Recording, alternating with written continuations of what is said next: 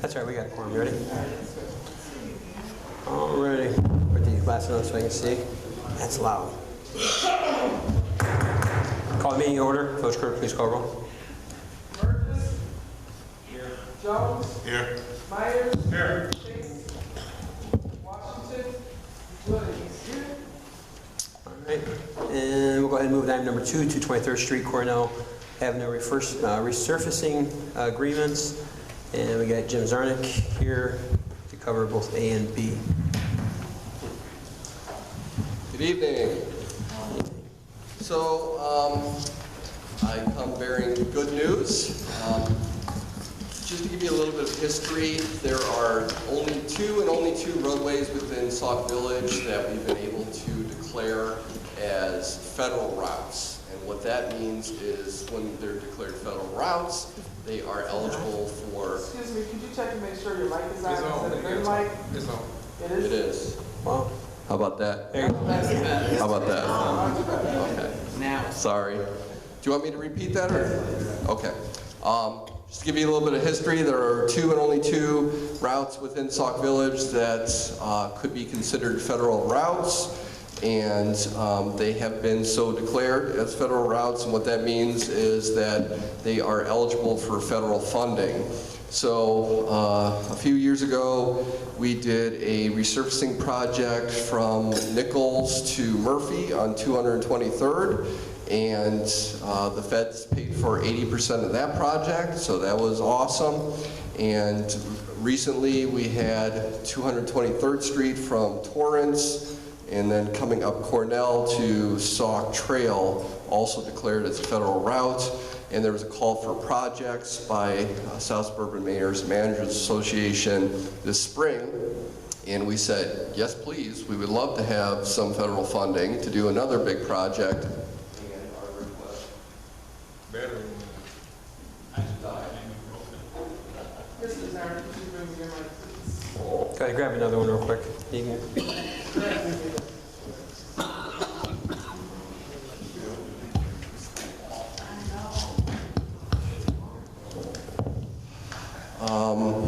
And lo and behold, we got the support of SSMMA, and then IDOT was, they also concurred and approved our application. So now we're in the stage where we're trying to move forward with the project. Again, 80% of the project will be paid for by the federal government, no cost to Sauk Village.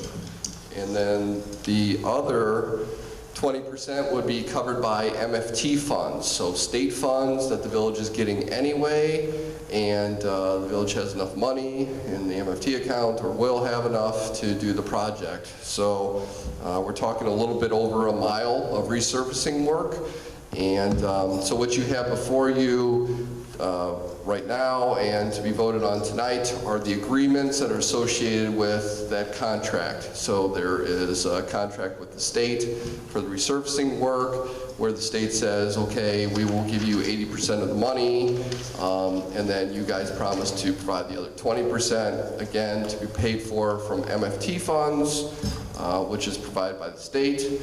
And then the other is for an engineering agreement so that we can do the engineering to get it done so that you guys could get that project started next summer or next fall. So that is my spiel. Does anybody have any questions? Trustee Myers. What was the second one, Jim? What road was the second one?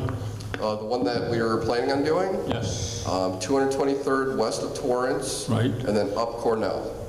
Up Cornell. Okay. And then the other one is the rest of 223rd, correct? Well, that would be that 223rd west and up to Cornell. That would be this year's project. Nichols to Murphy was 3 years ago or so. Okay. All right. Anyone else? Trustee Burgess? Yes, approximately how much of our MFT are we talking about? It would be 151,000. And that's the, okay.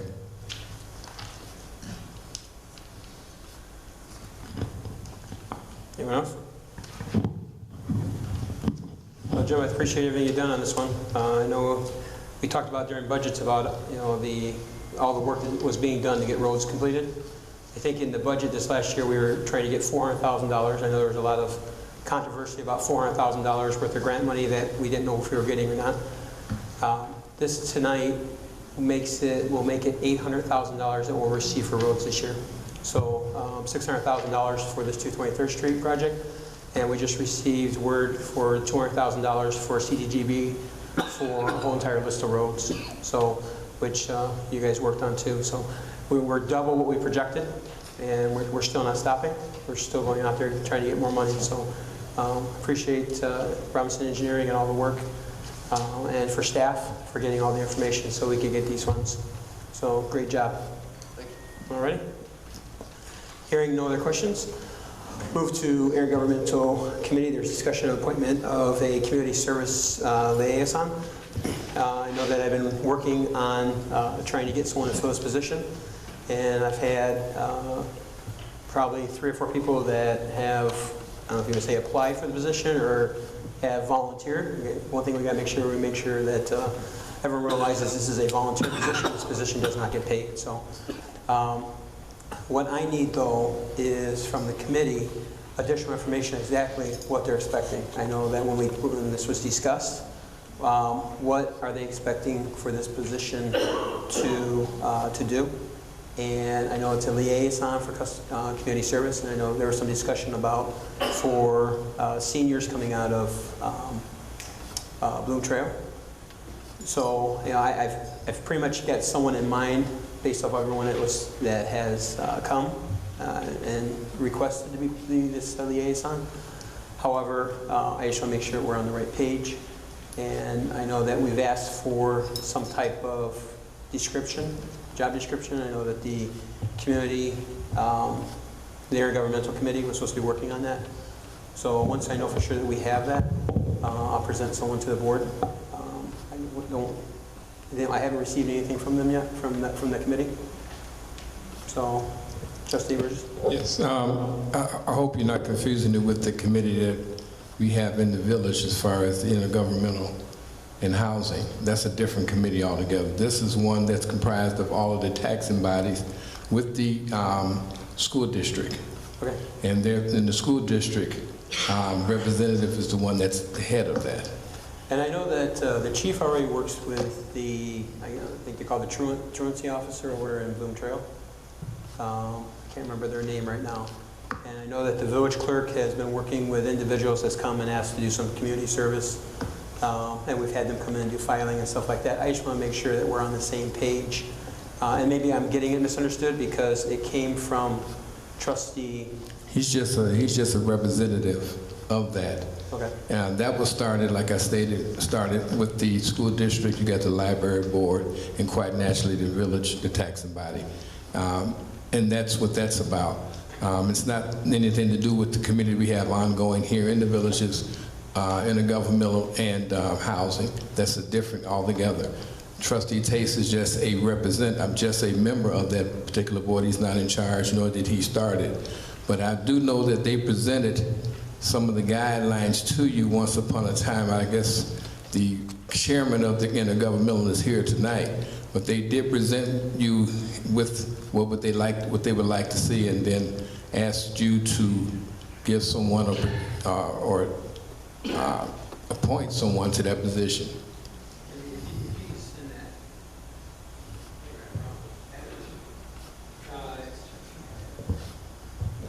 Yeah, if I can get that again, I don't think there'd be any problem. Again, like I said, I've got someone in mind. Okay. Based on what I think, but I don't want to bring someone to the board and have everyone say, no, that's not what we expected. No, okay, well, I'm sure after this meeting in a few minutes, the chairman of that committee will probably talk to you again, and then they can go from there. But it was, I do believe it was presented once upon a time when it was talked about. But I just don't want you to get confused. It's not the committee that Trustee Tate's heads. He just happens to be part of that. And this was started again by the school board. And I'm glad you clarified that because I was confused. Okay. Because I thought it was coming from... No, not that particular intergovernmental. We do have, which I'm co-chair of, the other intergovernmental, but this one here is something that comprises of everything that's in the village and the different taxing bodies. Okay. All right, again, I think we can move forward on this just as long as I get the final, and I'll talk to the president. She's the chairman. After the chair, so at this meeting. So, with that said, I'll move to questions and comments from the audience. If you would please, you got 3 minutes, and direct them to the mayor. Thank you. Turn the mic off. You might need to turn the mic on.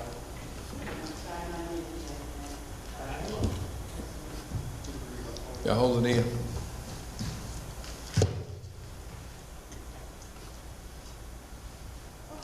Hello. Okay, go ahead. I am Marvin Campbell Pruitt, and I would like to shed just a little bit of light, if you don't mind, in terms of the Intergovernmental Committee relative to the Community Service Liaison. You're absolutely right, Mayor. You did ask for a description. It came back to the committee, and we have developed the complete description, basically job description, what we would want that individual to do, the guidelines that coincide with the schools, guidelines in terms of bringing their youngsters into buildings such as ours. Trustee Tates is the co-chair of that subcommittee relative to this facility here. So that's where it goes, but we're all working together, and so you're absolutely right. If you can move forward after receiving the document, we would greatly appreciate it, because the school is ready, willing to provide the information to their students so that they can get started. But you will have something hopefully tonight.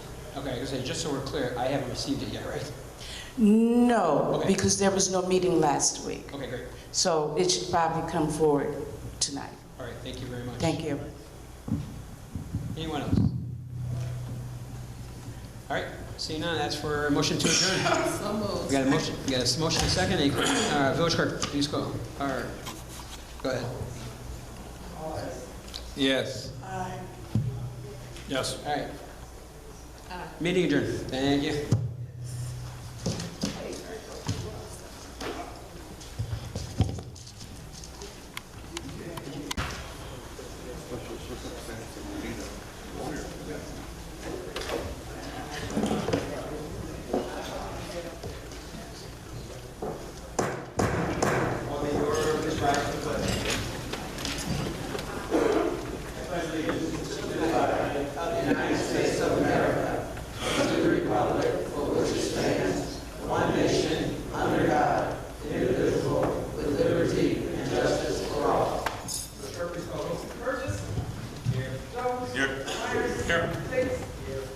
Here.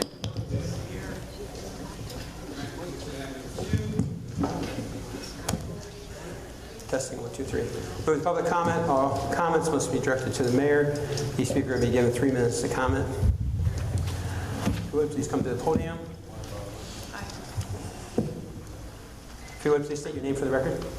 My name is Marion Winters. I live at Torrance and Orion, and since July of 2015, Public Works started a project on a fire hydrant that sits just to the east of the entrance to my driveway. There are 2 poles holding orange netting, and these 2 poles intrude into the driveway by 2 feet. It's very difficult backing up and pulling into my driveway because of it.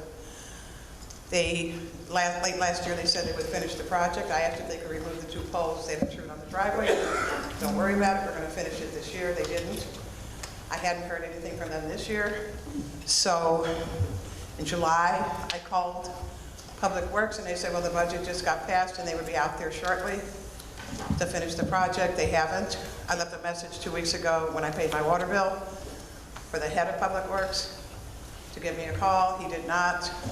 So I went out to Public Works on Friday, and they said something about they can't get parts or whatever, something about parts, why they haven't finished this project. It's been going on for 14 months. It's an eyesore.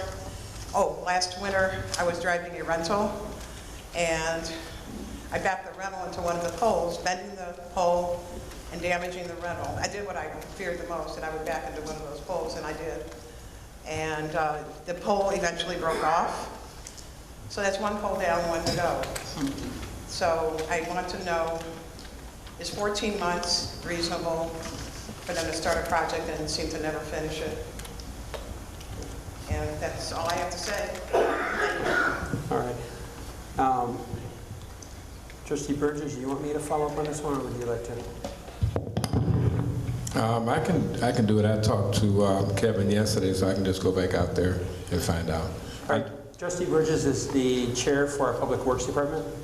He will follow up with the Public Works Director. If you can give him all your information. Right, I'm gonna need your number so I can call you back. That way he knows, if you can give him your information, I appreciate it. All right, thank you. Yes. Hi, my name is Larry Adamski. I'm from Marquette Bank, and I'm here to give a quick word about the iRefi program. It's a great program run from IDA, the Illinois Housing Development Authority.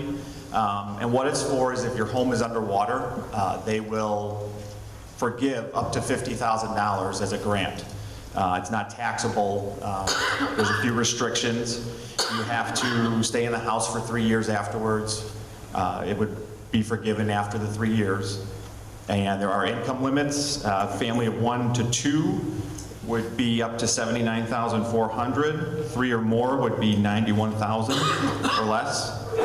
You have to be on time in your payments for the previous 12 years.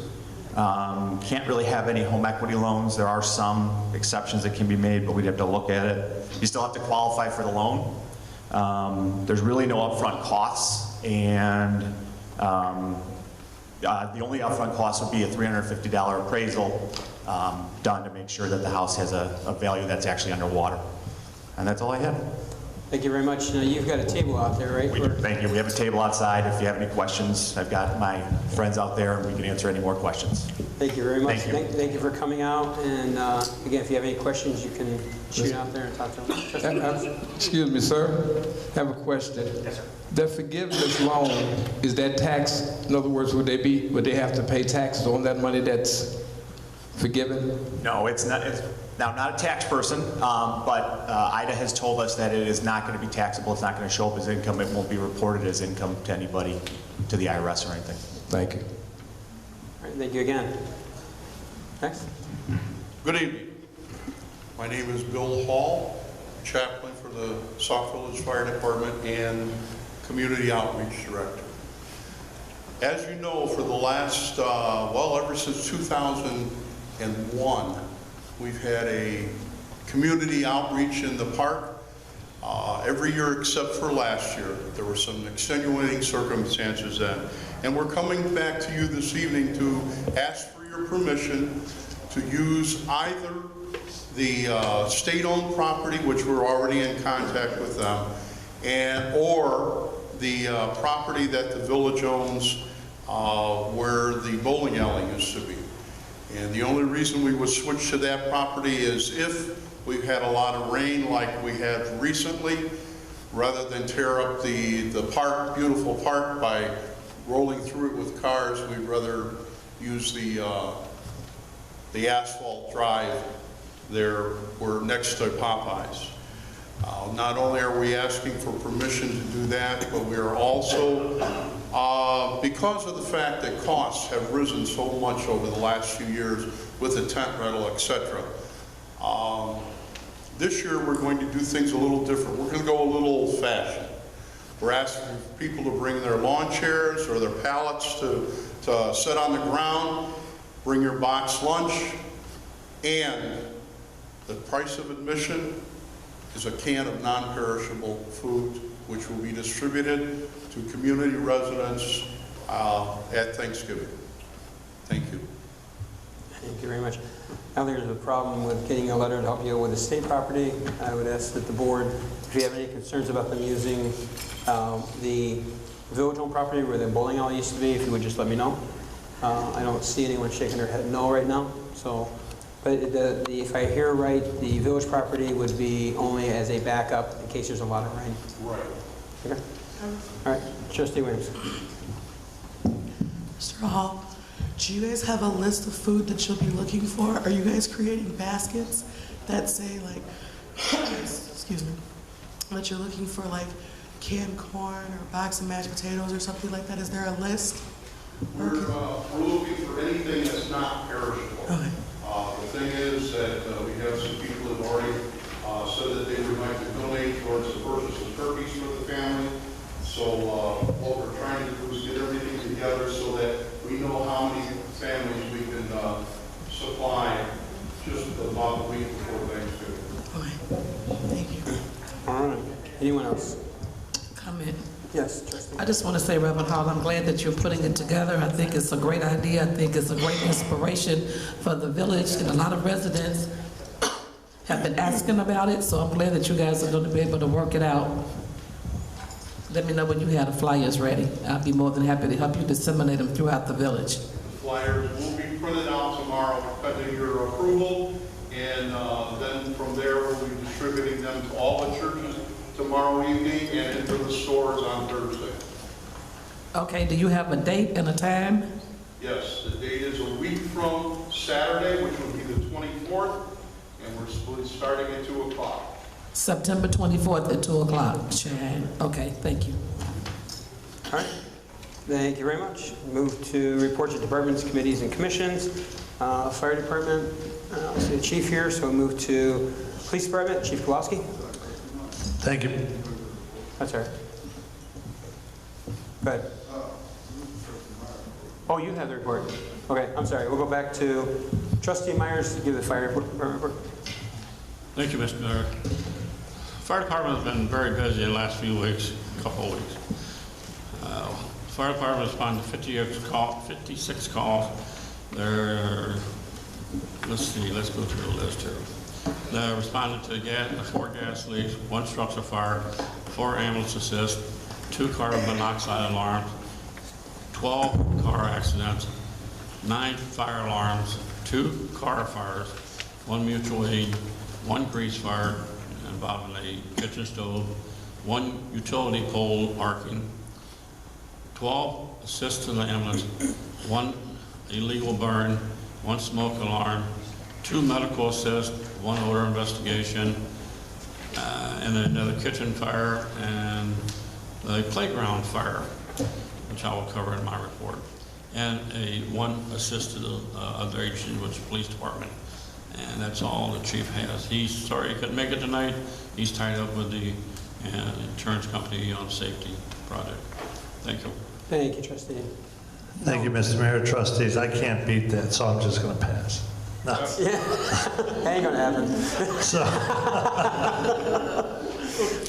So during the period between 8/23 and 9/13, the police department had a total of 42 arrests.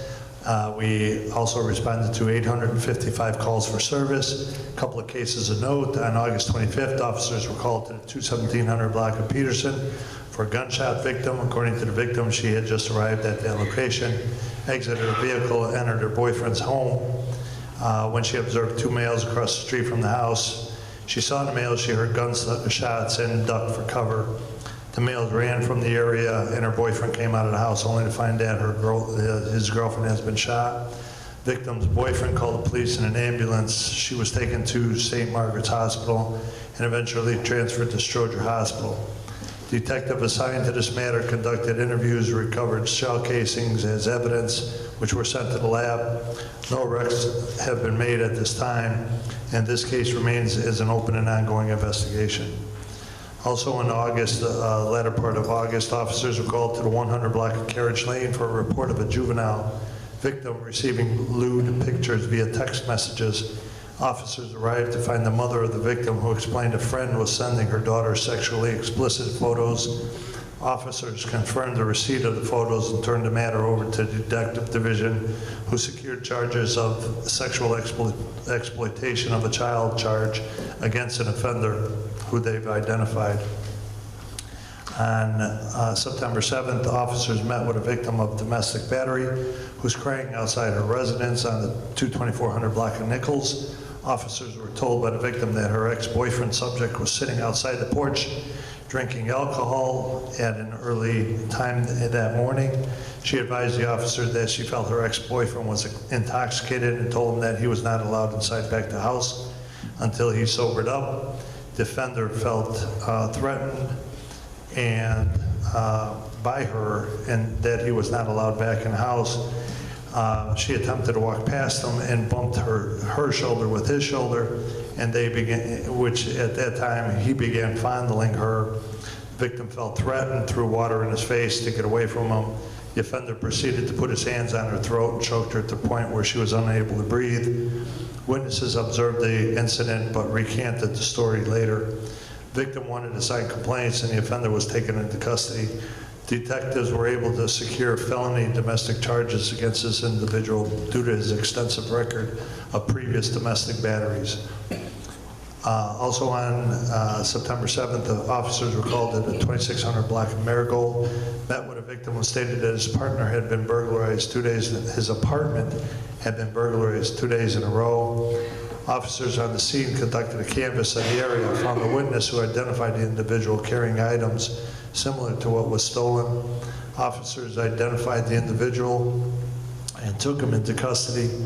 The person was found to have been the offender who broke into the victim's home on 2 different occasions. Detectives were able to locate the items at a pawn shop close by and secured felony burglary charges against the offender. Some good news, Bloom Trail High School has hired a new truancy officer who's been working closely with our police department. So far, the new truancy officer seems to have had a positive effect in the village. We will be reviewing the truancy ordinance and sending recommendations to the ordinance committee to see how we can enhance the ordinance. The asbestos has been removed from the police station. Public Works is beginning to replace the old tiles, and we're waiting for the environmentalists to assess the rest of the station for any lingering mold issues. Side note, Sauk Village vehicle stickers were due to be on your vehicle July 1st. If you had not yet purchased your sticker, I encourage you to do so immediately. Also, the police have been receiving complaints about vehicles parked blocking sidewalks, making it difficult for families with strollers to walk on those sidewalks. It is a village ordinance, chapter 74, section 74-135, A1B, that a vehicle cannot be parked on a sidewalk.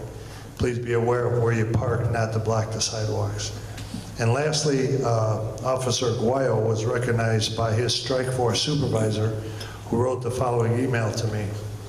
And it read, "Sir, I wanted to convey to you that Richard Brad Aguayo has been a tremendous asset for the DEA Strike Force 3. I am Strike Force 3 supervisor and have had the opportunity to work with Brad for over a year.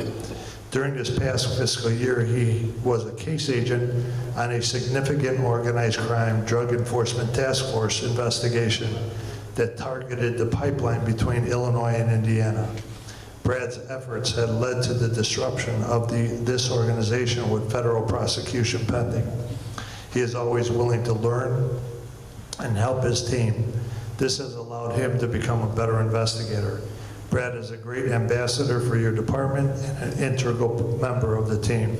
Group Supervisor Ibrar Mian, Drug Enforcement Administration, Chicago Division, Strike Force 3.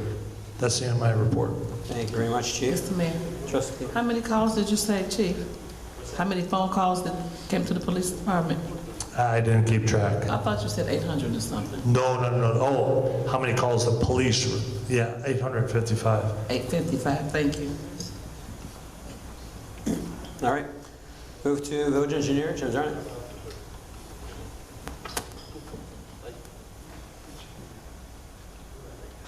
Just speak loud. I think we're going to invest in some new batteries.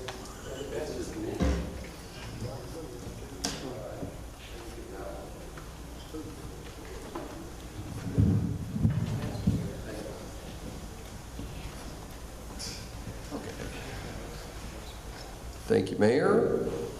As discussed during the special meeting, I am asking for the board's approval of the IDOT agreements to be voted on tonight in order to resurface 223rd Street and Cornell Avenue with a combination of federal surface transportation funds and state MFT funds.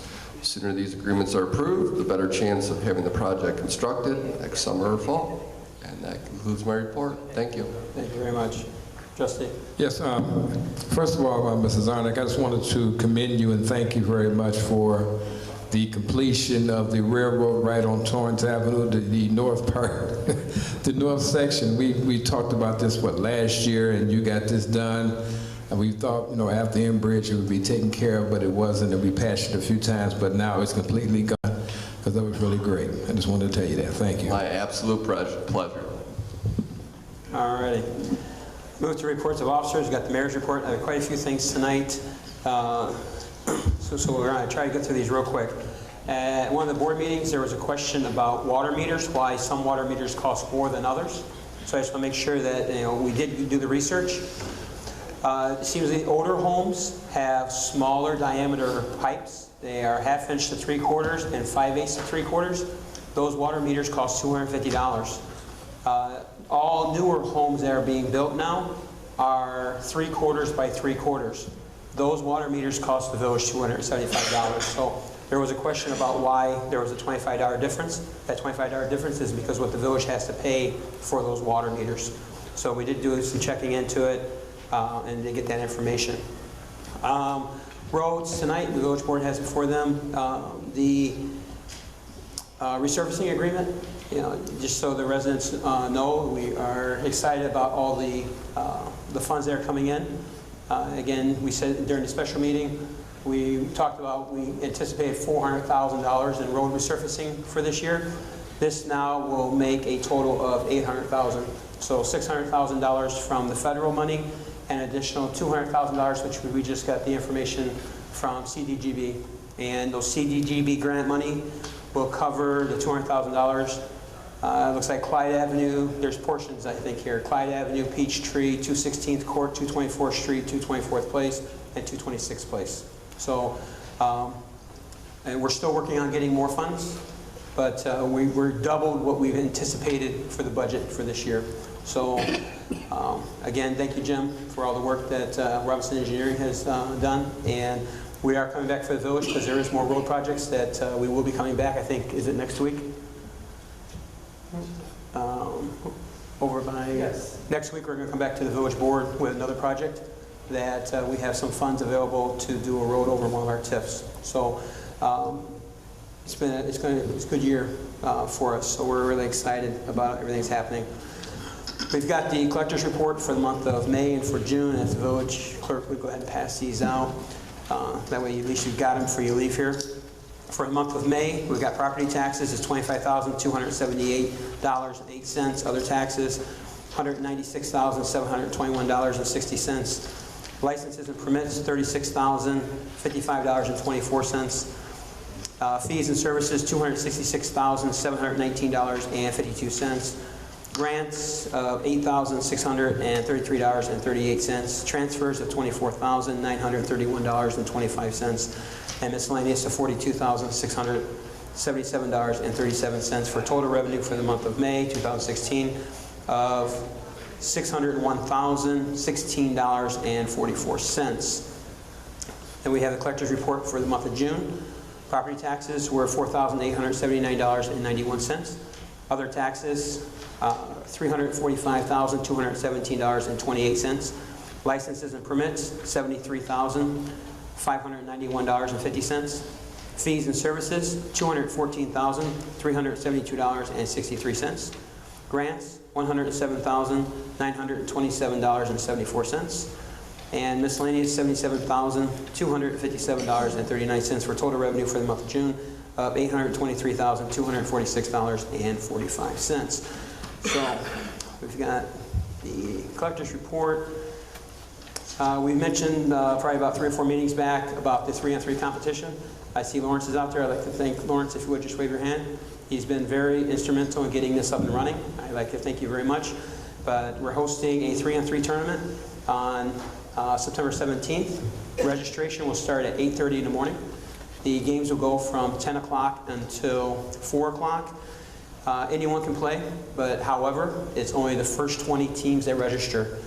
The games will go to 15. You have to win by 2, or whoever is winning after 20 minutes. It's single elimination. The tournament is for everyone, any age. Co-ed teams are allowed 4 teams maximum per team. And all players must sign a liability form prior to participating. We're excited about this. This will be the first one we're putting on.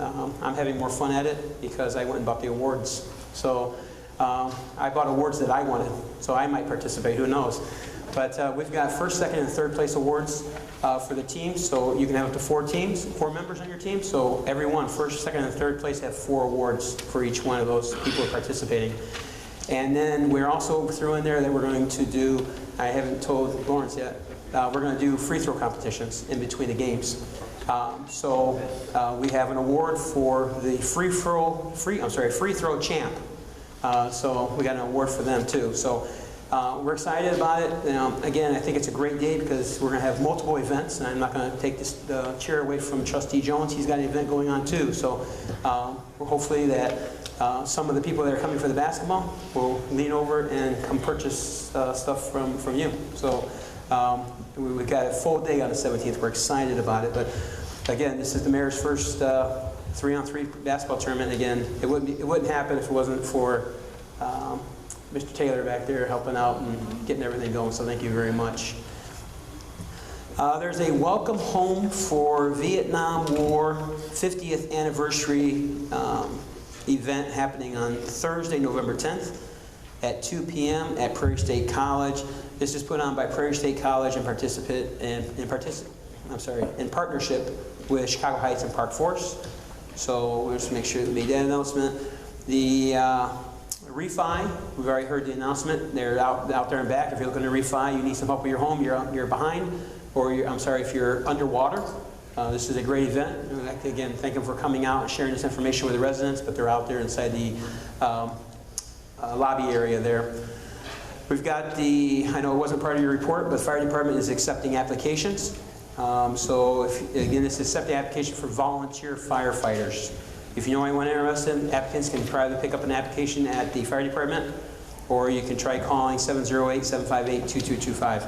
So I don't think it was part of your report, but I want to make sure that gets out there. The senior spaghetti dinner, I know everyone's looking forward to that, right? We finally got a date. It looks like it's going to be Saturday, October 29th, so mark your calendar. I'm telling you, months in advance, right? At least a little over a month in advance. It's always a great day. I know the seniors love the spaghetti dinner event. And then lastly, I like to read this, but first of all, it's a big thank you to the housing commissioners, all of them. But let me read this here. Due to the inability at this time to continue with the Sheriff's Renewed Demolition Program because of lack of funding, which is about $68,000 plus, to complete the asbestos abatement dumpsters on the remaining 6 properties, the Commission looked for alternative ideas. The Commission had $4,500 left in its account and contacted Public Works Director Kevin Weller asking what they could do to provide any assistance in maintaining vacant properties. Kevin Weller informed them that the Commission, other than manpower, his main issue due to the height of the grass. Due to the height of the grass, I'll try to speak loud here. Thank you very much. Weeds and lack of some other equipment. Kevin was asked to get pricing on a field and brush mower, also the cost of pole saws to speed up and assist with the ash tree removal. After some research on Kevin's part, the Commission was able to purchase 1 bush mower capable of cutting up to 2-inch brush and 2 pole saws for a total of $4,180 for the Public Works Department.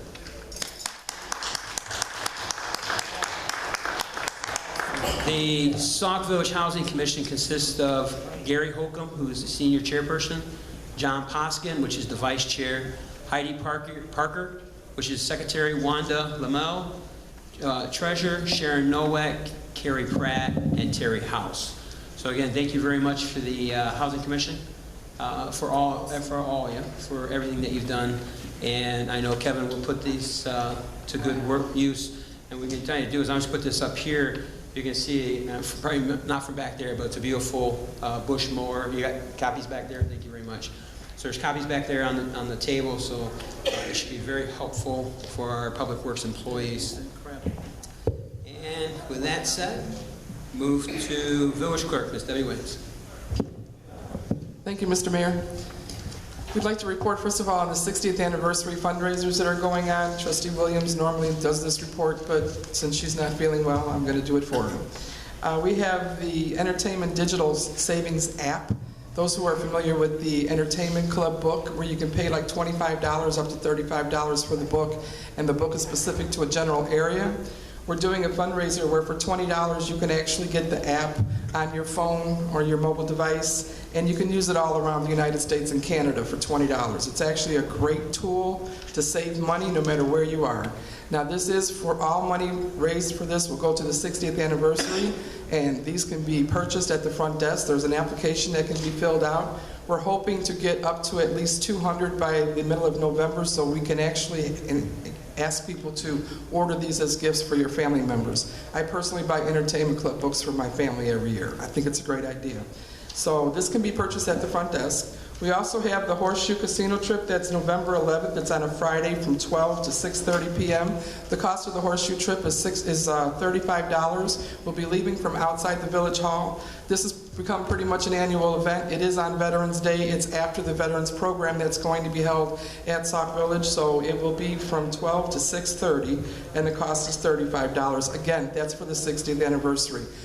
As the fundraising chair, my first goal is to collect enough money to have fireworks at no cost to the village. So that's my first goal, because I think the one way to celebrate the 60th anniversary, of course, you have to have fireworks, right, Mr. Mayor? That's right. He's a fireworks person.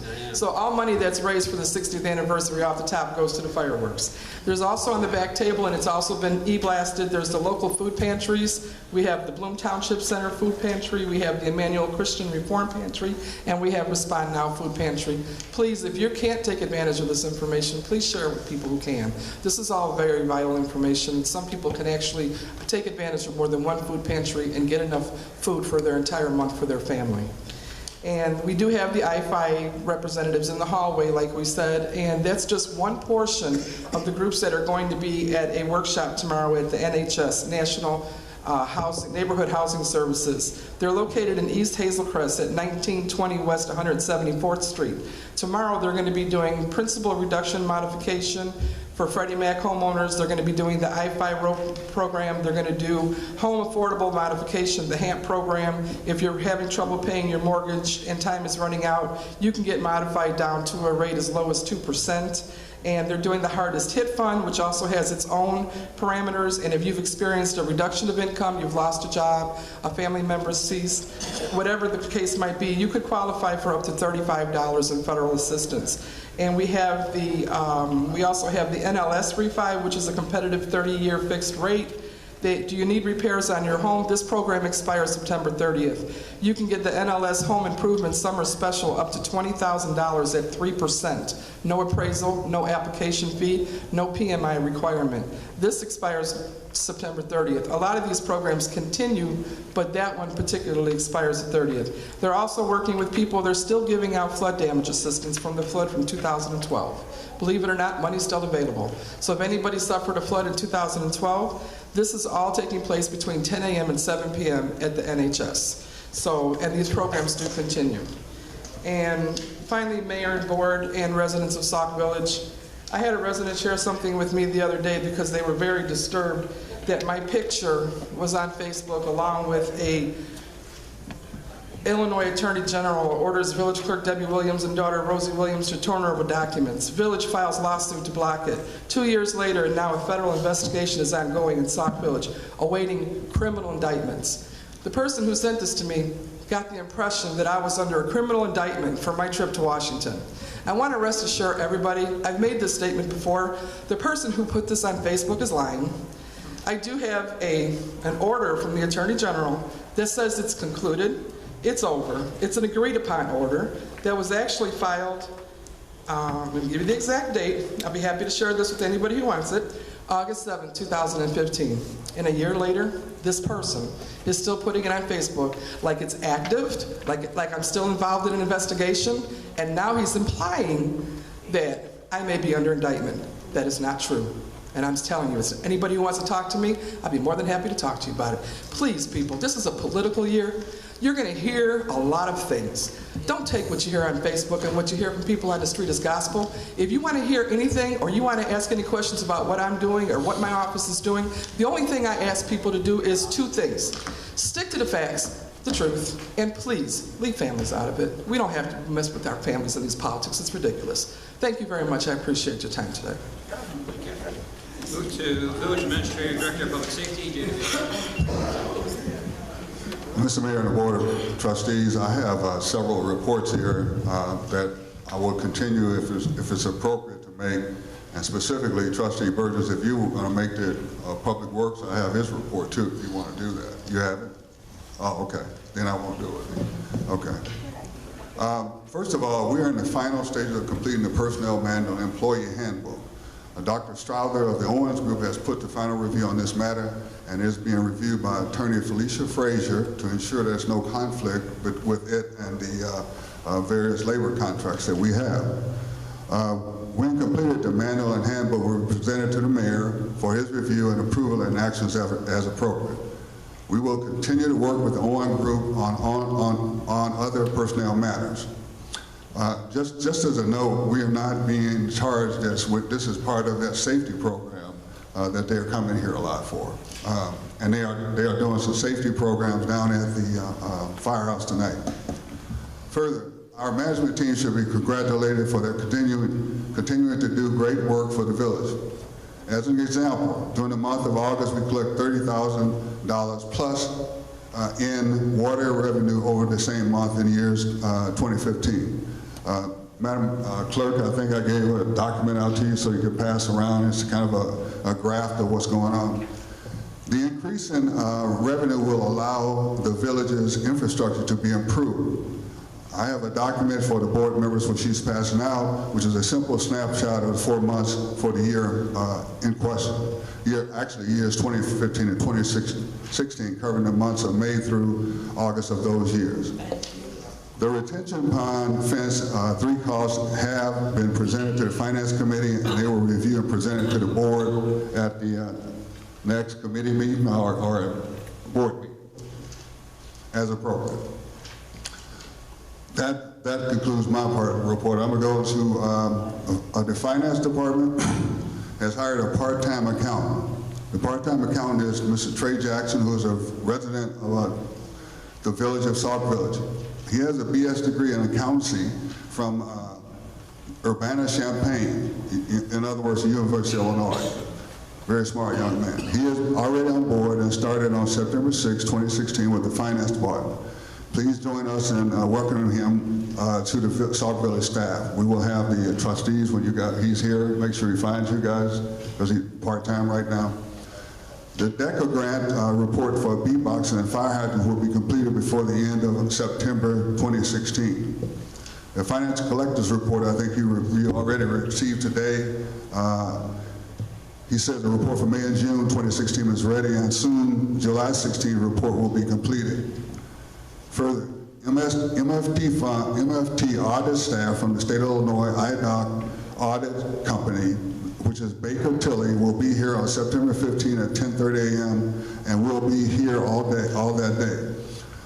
Mr. Kevin Weller will assist Mr. Mohan in responding to any of the auditor's questions. They are conducting audit of fiscal year 2013 and 2015. Mr. Mohan is attending the Enterprise Zone meetings in October 5th through 7th, 2016, which is going to be held in Rock Island. He is presently serving as our interim Enterprise Zone representative. Moving on over to code enforcement.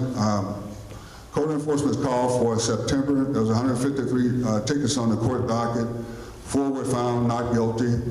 7 were found guilty. 142 were found guilty for failing to appear in the court, and fines were doubled.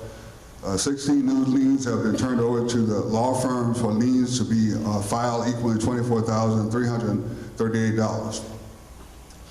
There's a new owner taking over the Sauk Village Cafe. He came in today, this is Sherry, for the application for a new business license. So she's going to process that. New cell phone businesses will be opening shortly, located at 1715 Sauk Trail. They have completed the fire inspection. They just need to pay for the business license. That concludes our report. And that concludes my report, Mr. Mayor. Thank you. Move to reports of trustees and board committees, senior committee and beautification committee. It's me. The seniors gave me a lot to read, so I'm going to skim through this, I'll be honest with you. Senior committee report. There's another scam alert. Buy now. Medicare will not pay later. Some medical equipment or supplies by providers that do not accept Medicare are conning Medicare beneficiaries. That seniors especially know that Medicare will only pay claims filed by Medicare approved providers. We'll move down to Bloom Township Day is on Wednesday, September 21st from 10 to 5. We've got low-cost rabies vaccines and microchip clinic on Wednesday, October 5th from 10 to 2:25 p.m. We've got flu shots to be given out on Tuesday, October 11th from 9 to 1. The first community luncheon for this season is at noon on Thursday, October 13th. That's going to be at the Serbian Center. It's on Stony Island in Lansing. Tickets are on sale for $6 for township seniors and $12 for non-township seniors. Let's see, the AARP Smart Drive course is scheduled for Tuesday and Wednesday, October 18th and 19th from 9 to 1. AARP members are $15 and non-members are $20. And those have to be payable to AARP. Senior Information Fair will be Monday, October 3rd from 9 to 3 at Glenwood. That's going to be at the John H. Blakely Senior Center in Glenwood, and it's sponsored by State Representative Anthony DeLuca and his advisory committee. We've already mentioned about the salute to the Armed Forces, which is going to be Thursday, October 13th from 1 to 3. I'm sorry, this is a different one. This is a salute to the Armed Forces on Thursday, October 13th from 1 to 3 at Doubletree Hotel, and that's in Ausa. Then there's the Welcome Home Vietnam War 50th anniversary. That's by Prairie State College. That's going to be November 10th at 2 p.m. Senior Open Committee, senior activities will meet this Friday and from 12 to 3:30. Thanks again to Coordinator Steve Shemkis and Frank Lambs. Seniors, just remember there's no meeting, there's no membership dues. Just come and have fun with your peers. Light refreshments and bottled water is being served. Rummy Cube game continues to be very addictive. So if you're not interested in Rummy Cube, they also have other games that are available, plus the computer room, TV, and they've got the senior library there. Let's see here. The next Saturday, September 24th, will be an open senior activity potluck. This will be the second one for the season. It's at 5 p.m. Doors open at 4. All seniors 50 years and older. I think it's supposed to be 50 years young and older. Regardless of residency, are invited. Please sign up. See either Steve Shemkis or Frank. If you want to bring any type of food, you can sign up and let them know what you're going to bring. Senior committee meets the second Thursday in the Senior Center at 7 p.m. Save the date for the 13th annual spaghetti dinner, which we already mentioned, which is October 29th at from 1 to 4. We'll try to get some of these flyers out. I got a handful of flyers on a lot of stuff that we talked about, especially Bloom Township Days, the Armed Forces. So there's a whole bunch of flyers up here. So we'll try to get these to the village clerk and get them copied, and we'll get them out there on the back table. With that said, move to Parks and Recs Committee, Trustee Jones. Oh, sorry.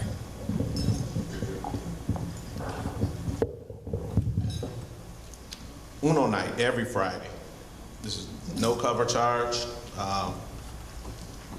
Come on in. Don't be too late. You may run out of room.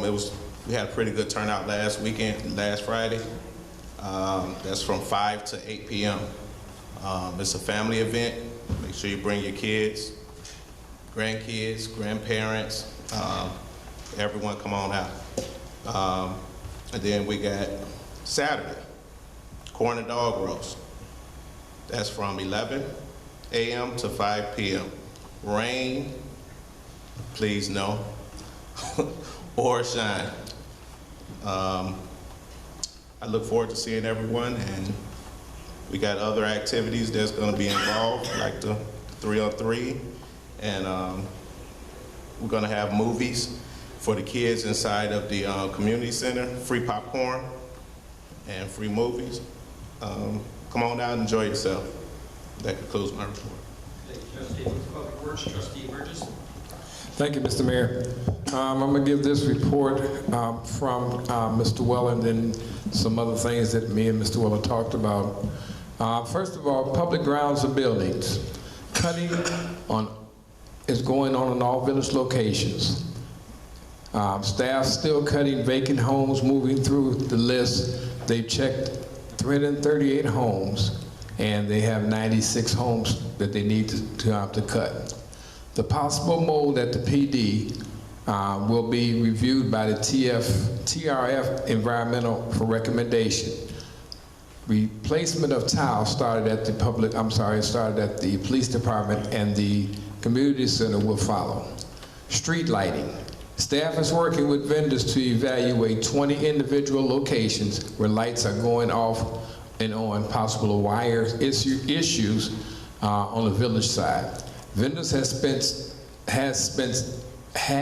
spent replacement parts to try to resolve the issues. Water, day-to-day schedules and emergency calls, completing all tests required by the IEPA per month. Staff went through the squatters list and rechecked the status to make sure that they're still off. 3 are off, 3 are back on, and 3 they're gonna have to dig out. Staff also dug 3 B boxes due to high bills. Garbage, day-to-day cleanup. If you see illegal dumping, please call the police. Help keep our town clean. All regular trash pickup will be completed at regular mowing, and summer upkeep resumes. He says he will ask code to ticket all residents who dump garbage or grass debris from their parkway into the street. Basically, when you mow your grass and you blow it out in the street, they do see that. So that's something that he says that they're going to try to curb. Hydrant and valve repairs replaced.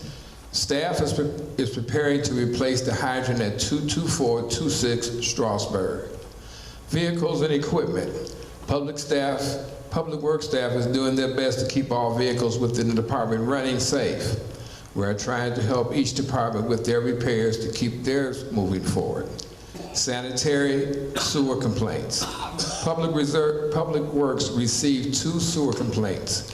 Both from homeowners, and all were notified that they would have to call a plumber. All after-hours calls must go through the police department. Non-emergency number is 758-1331. And that goes, they would inform Public Works. Storm sewers repairs. Staff has been cleaning out storm sewers due to heavy rain. We have 3 locations we are working currently at: 1904, 219 Place, southwest corner of Oak Brook and South Brook, and 914 Mary Byrne. These were the ones that they were talked about as they're going to have to dig out, and they're going to put a temporary asphalt until we can get the concrete to pour into those areas. Tree branches. Second and final pickup is almost complete. All branches has to be out by 9/11, which is passed already, so your branches should be out. Tickets will be issued if piles are not out. Our piles are placed out after the completion. And parks. Public Works, we're working with Robinson Engineering on final design of the ball fields at Arrowhead Park. And landscape work. Staff also completed landscape last year, digs for B boxes. So if you had a B box dug up, they're repairing that now. If not, please call Village Hall. And that comes from main breaks of the digs. They're kind of slow with it because the funding, it states here that the funding is slow, so which we do understand. And some of the issues that were brought up, Mayor and Board, about capital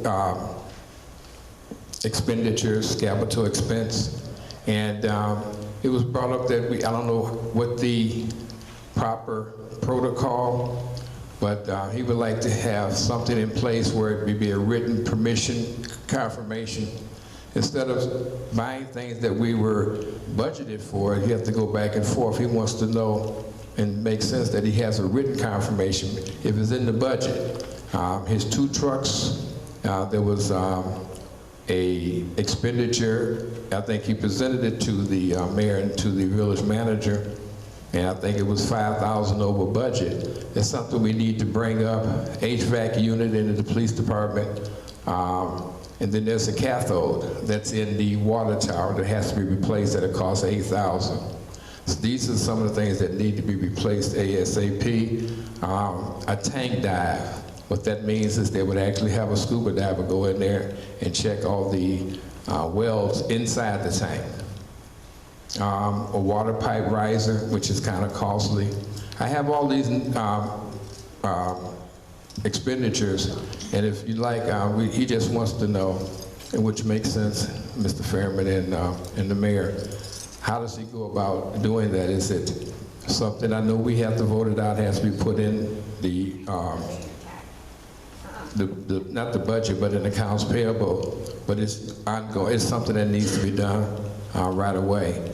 And also, which is very important, I don't know if we need to meet on this as a board, but he would like to know, and I would like to know, because we talked about it, how are we doing at paying back the money that the village owes the water department? I think it's 1.3. Is there a program for that? Is there something that shows each and every month that we're paying X amount of money? I know we just got this here from the water fund, but is there anything that's in writing that says this month we're paying something, we're putting something on that so we can start collecting that money, because that's something that if we didn't have this fund, we'd be paying the bank. Let's see. Committee meeting will be tomorrow here at the Village Hall at 7 o'clock. If anyone has any more input, I'll be glad to share, and we would need to be here for that. And then the last thing, the Veterans Day event, 11/11/11, November 11th at 11 o'clock. I'm sorry, November 11th at 11 o'clock here at Village Hall. This will be our 3rd annual event. If you know any veterans, they don't have to live in the village. If you know any veterans, please have them come out. And that concludes my report. Thank you. Thank you, Trustee. Move to Housing and Intergovernmental Committee, Trustee Tates. A little over a week ago, copies of the revised resident handbook was provided to all the trustees. And that was done electronically because the sections that we went over in the Housing Committee were highlighted in yellow. And as you know, our copy machine is black and white, so I didn't give you hard copies of that. I didn't, to my knowledge, I have not received any comments from the trustees on things that you liked or did not like that's in the revisions. Hopefully that'll be discussed at the next committee meeting so it can be placed on the agenda for approval the following week at the board meeting. But take a look at the resident handbook, and any comments you have, just have them ready for the next committee meeting and we can address them then, or you can send them to me, whichever you prefer to do. On the intergovernmental piece of the pie, the Intergovernmental Partnership Team meets tomorrow at 3 p.m. at the School District Administration Building. So you're naturally invited to come out tomorrow at 3 p.m. For that meeting. The chairperson was here, and I don't see her any longer. The partnership team is having a fundraiser also at the Four Winds Casino on October the 1st. And I think the fee is, I don't have a flyer in front of me, I think the fee is $40. Contact Marva Campbell Pruitt, who's the partnership team chair, if you're interested in attending that fundraiser. And last week I gave an overview of how the money will be spent based on how we collect it. how much is collected. So that overview was provided last week. But if you'd like to attend the Four Winds Casino and lose money or win money, contact Barbara and sign up for her fundraiser. That's going to take place at that time. The final portion of the Intergovernmental Committee, I provided all the trustees a copy of the areas, a written copy of all the areas that I had addressed previously, which gave you a little more detail about what the committee is proposing.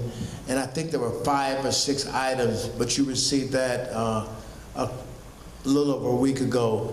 I placed hard copies in each trustee's inbox, and I also sent that electronically. If you have questions or comments or concerns about that at the next committee meeting, again, we can discuss that document also. And then hopefully we can move that for approval at the following village board meeting. And some of those things we'd like to get done kind of quickly. So hopefully at the committee meeting, we can address all concerns that you have and get them prepared to be voted upon so we can start implementing some of those things.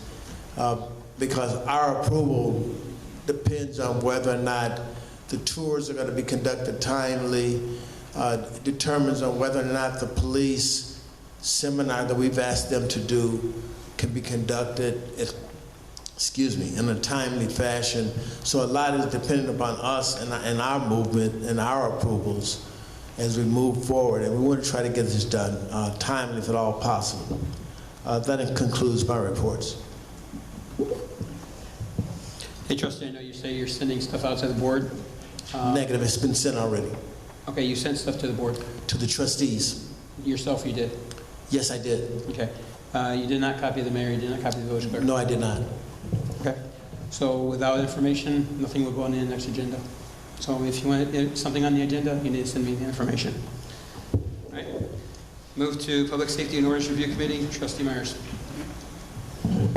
Thank you, Mr. Mayor. Just a couple of things.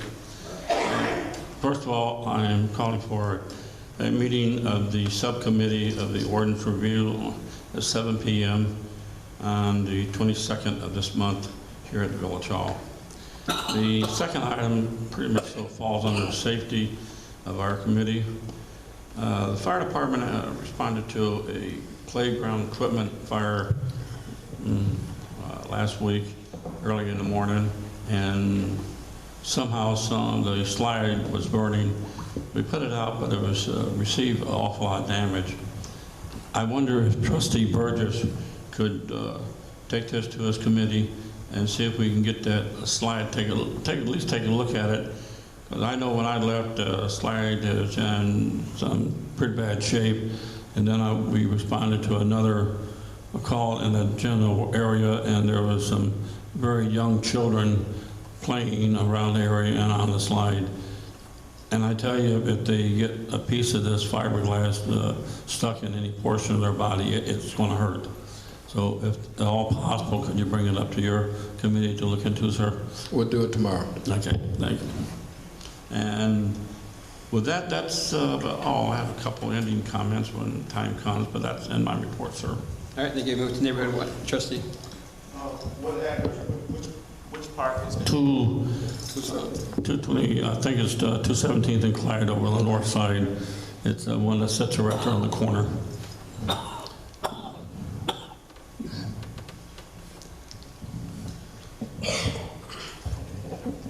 right, move to Neighborhood Watch Committee. Trustee Washington. Thank you, Mr. Mayor. First of all, I want to say that we had our meeting on Monday. We had a very good and informative meeting. Moving forward for the rest of the year, from October to December, the Neighborhood Watch Committee is going to be completing our quest to grid the entire village. It is our goal to have a block club captain on each and every block in the village. I think we have approximately, Trustee Myers, we had talked about it at our meeting, 86 blocks in the village. We have over 40 block club captains right now. And we were out in the community all this weekend and also talking with block club captains. And I just want to thank all of those block club captains, although they may not be able to make it to our monthly meetings every second Monday of the month. They are actively working on their blocks and calling in suspicious things that they see, doing something positive on the block, identifying the vacant homes and calling the police. That's why I was very interested in the number of calls that the chief said that came in, which was 855 calls. I know a lot of those were our block club captains and neighbors that saw things suspicious on their blocks that were calling in. And I've had their report, even when Chief Halifas was here, he would give reports saying that the Neighborhood Watch is really instrumental in getting the police a lot of phone calls and a lot of good tips. So that's a good thing for the committee. Also, I want Ms. Griffin, raise your hand. Mr. and Ms. Griffin, those are two of my block club captains, and they sit on their block. They usually have their garage door open. They are very inviting over there in Brookwood.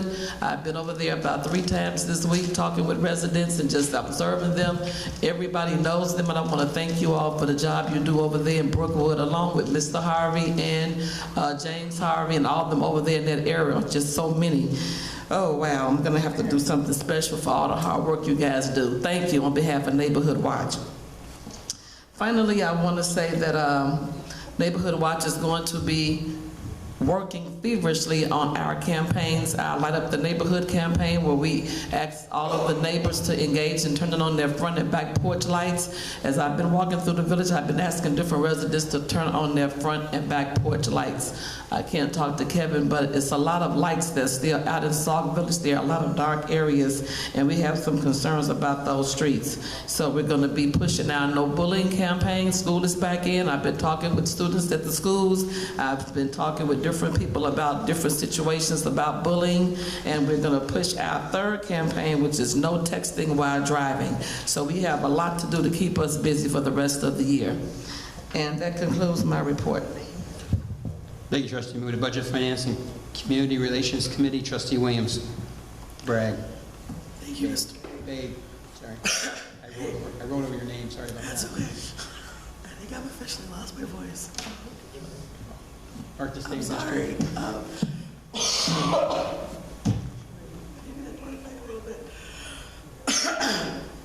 All the trustees should have gotten the available cash balances in their box.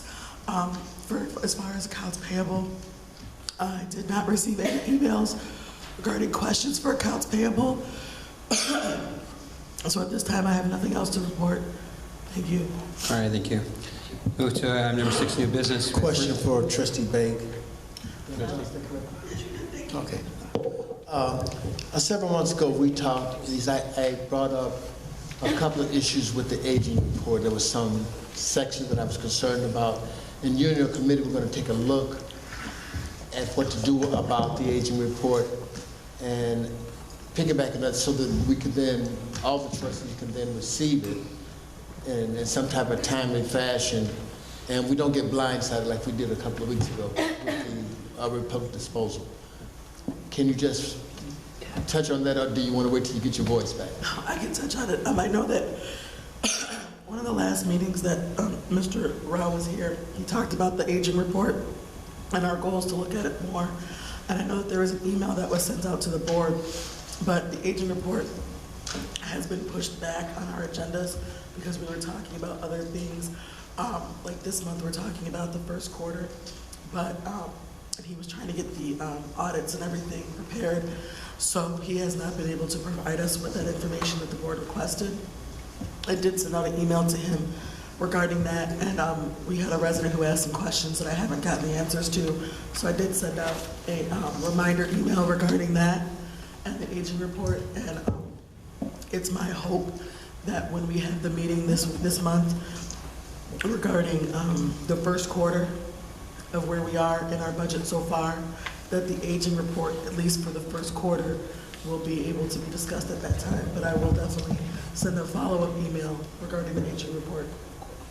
Do you plan on that being issued quarterly or monthly, or what are your plans? Our plan is to look at it entirely at first to see exactly where we are because the numbers have changed since the last time we talked about it.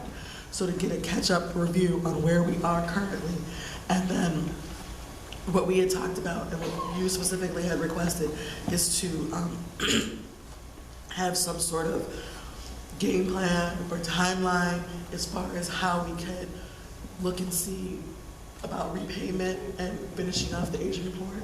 So what we would like to do, and what Trustee Myers and I have talked about with the committee, is to look at things at a quarterly basis. And that's why we want to see the first quarter, see what the aging report is from the first quarter, and see kind of if we can get a goal plan, even if it's just starting from here on, and then knowing that we have the back aging report, but focusing on how we can prevent this from the future, from forward. And then also in congruency with working on the past. All right, thank you very much. Trustee Williams, you don't have to answer, you can nod, because I don't want you. As far as the aging report, and I'm pretty sure Mr. Myers would probably be able to answer, but, not better, but he can talk. I would like to see, and this is something that I talked to our Public Works Director, and this is the lawyers here, the mayor's here, the money that we owe the water department, can that be put on the aging report as well, because it is money owed? And we have to, at some point in time, start repaying this so that the Public Works can start doing the things that they said that they needed to do, because I understand now the reason why they're not doing them is because the money's just not there, but the things that they wanted are water related. But, it's been told that we don't have it here, we don't have it there. But if we have some type of a schedule, a plan to pay something back towards the money that was borrowed, I think we can use that for that. So I don't think that the amount can be put on the actual aging report that's ran, because it's not considered a bill from a vendor. But what I would assume could be done is like a separate attachment to go with it as a reminder that this is an aging balance. If you recall, Ms. Brewer Houston did ask me what the total was that we owed, and if there was any plans to repay for the water fund. And at that time, my answer to her was, when I gave her the answers, was the amount. I think it was 1.3. And at this time, there's no plan for a repayment of the water fund. But that being said, there's no plan right now for the repayment of any part of the aging report, because as money's coming in, it's going out. So it's about, that's why I was explaining to Trustee Tates, our goal is to think about understanding what's happened in the past and hoping to work on that as well, but rethinking and trying to come up with a different way so we don't have this in the future, and focusing on it a quarter at a time. So I will ask him, I think we had this conversation about putting it on the aging report, and since it's actual report that's created by invoice numbers and things like that, I don't think it can actually go on there. But I'll ask him again when I email him to see if it can be added, or would it need to be like an addition. Because I'm looking at this graph, and it shows how much more we took in this year versus last year, and I'm sure that's due to how we changed things. So that money's going somewhere. So if it can be, at least put something on what we owe instead of continue to keep, if we don't pay this back, where are we going to go to when we don't have it? And that's what I was trying to see, if we can have an earmark or something, because right now we're getting money back from people that hadn't paid money in a while, and all this. Okay, that's fine, but it's going to and it is going to the water fund, but that's just money we've got. We have to come up with, we need to come up as a village with a plan to pay back this money that we have. As I stated before, if you borrowed it from a bank, you'd have to pay back with interest. All I'm asking is to just start a program where we can pay something back from the water, from the water that's coming in, or taxes that we get to pay some of this debt that we owe the water fund. The water fund is there, and it's not a fund that we use for shortcomings, it's a fund that's put there for water-related expenses. So, and then if we have a department that's asking for items that are water-related, but they're being told that they don't have the money for it, then this is why it should be created. That was the reason why I was asking. Thank you. All right, move to new business. Motion A, motion to approve all accounts payable and disbursements from August 23rd, 2016 through September 13th, 2016, according to Sauk Village policy. Is there a motion to approve? You got a motion, is there a second? Second. Got a motion and a second. Any questions or comments? Hearing none, village clerk, please call roll. Burgess. Present. Jones. Yes. Myers. Yes.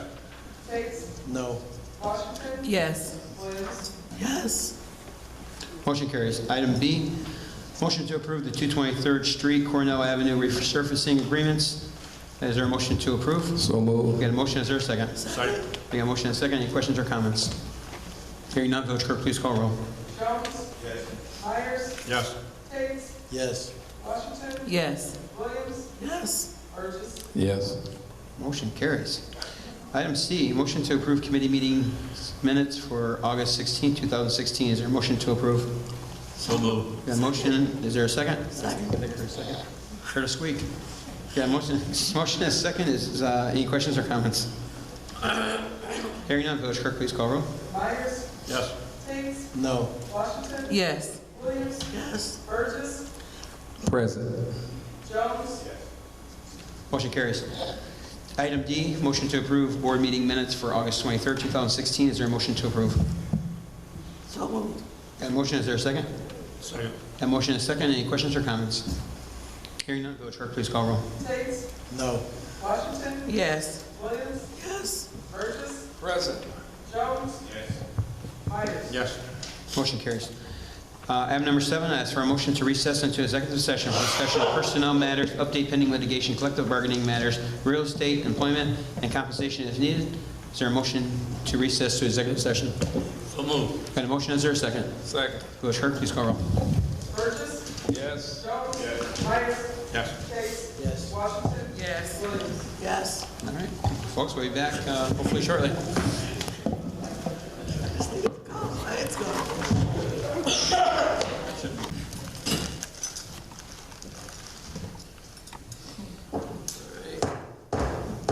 Ask for a motion to reconvene. Got a motion, is there a second? Second. Got a motion and a second. Village clerk, please call roll. Burgess. Yes. Jones. Yes. Myers. Yes. Tate. Yes. Washington. Yes. Williams. Yes. All right, move to item number 9, miscellaneous comments from the mayor and board of trustees. We'll start with trustee Williams. Nothing? She can't say that. Trustee Myers? Just one comment. There is a scam going on in the village. I myself, well, my wife, has received several phone calls at different times of the day of an individual saying that she is a $1.5 million winner of some book that she's never heard of before in her life. And she's told the person to buzz off and give any information. First question out of their mouth is, yes, ma'am, we need your social security number and your bank account number to deposit the money in. Don't do it. I received a call earlier this morning. And I did something I shouldn't have, but I told the chief I was going to do it anyway. And they said, asked me the same question. I tell you what, I will give you my banker's telephone number and you can call him. I gave him the police chief's telephone number, so either he's going to end up with $1 million winner or something. But people, it's out there. I mean, don't let them buffalo you. That's all. Thank you. Thank you. Trustee Tate? Nothing. Trustee Jones? I see you all Friday evening from 5 to 8 for Uno night, and Saturday starting at 11. Well, we'll be setting up a lot earlier than that, but from 11 to 5 for the corner dog roast. That's it. Thank you, Mr. Mayor. I just wanted to make a comment about Public Works. I really want to thank Kevin Weller. I guess I'll have to call him and thank him. They don't come anymore. It was a really, really big branch in the middle of Jeffrey Street. And it was a lot of really big limbs, and Public Works, they came over and they actually moved it because at nighttime, the lights are not on that street and cars could actually drive into it. It was like halfway the street or more. In fact, I took a picture of it. I wanted to thank Kevin Weller and Public Works for coming to move that big branch the residents were complaining about. And also, I just wanted to maybe request, I don't know, Trustee Williams-Begg, if you could put this maybe article in the Sauk Talk. I think this is so awesome for the Housing Commission to donate some of their funds to Public Works to purchase this equipment.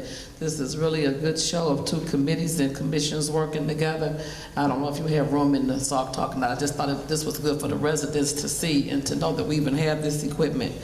He did explain to me the magnitude that they can cut grass, all this tall grass in these yards, that they can actually cut 2 inches. This is some really expensive equipment, $4,000 that Housing just gave the Public Works. I think that's outstanding.